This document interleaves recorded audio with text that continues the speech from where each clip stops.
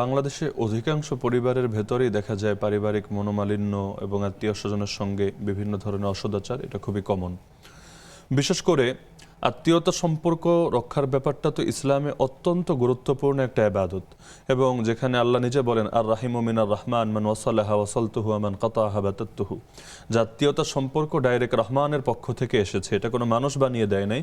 সুতরাং যে আত্মীয়তার বন্ধন রক্ষা করবে আমি আল্লাহ তার সঙ্গে সম্পর্ক রক্ষা করব, আর যে আত্মীয়তার বন্ধন ছিন্ন করবে আমি আল্লাহ তার সঙ্গে বন্ধন ছিন্ন করব।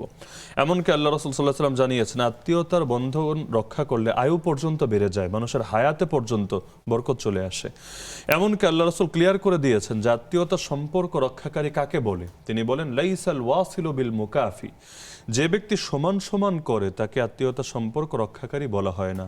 এরপর নবীজি ব্যাখ্যা দিয়ে বলছেন সমান সমান মানে কি, অর্থাৎ যে আমার সাথে ভালো আমিও তার সাথে ভালো, আর যে আমার সাথে ভালো না আমিও তার সাথে ভালো না। নবীজি বলেন এরকম যদি মানসিকতার কেউ হয় সে আত্মীয়তা সম্পর্ক রক্ষাকারী না।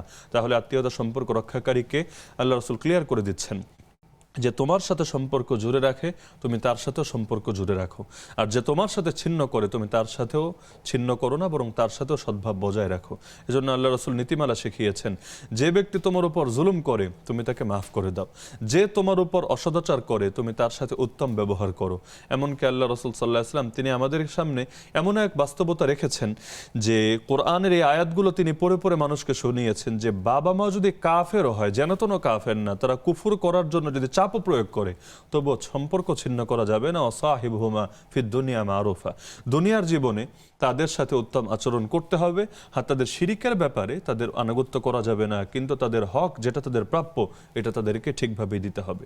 এজন্য সেই বোনের কষ্ট আমরা দোয়া করি আল্লাহ তাআলা তার কষ্ট দূর করুন, কিন্তু আমরা কোনোভাবেই তাকে এই পরামর্শ দেব না যে আত্মীয়তা সম্পর্ক তিনি ছিন্ন করবেন।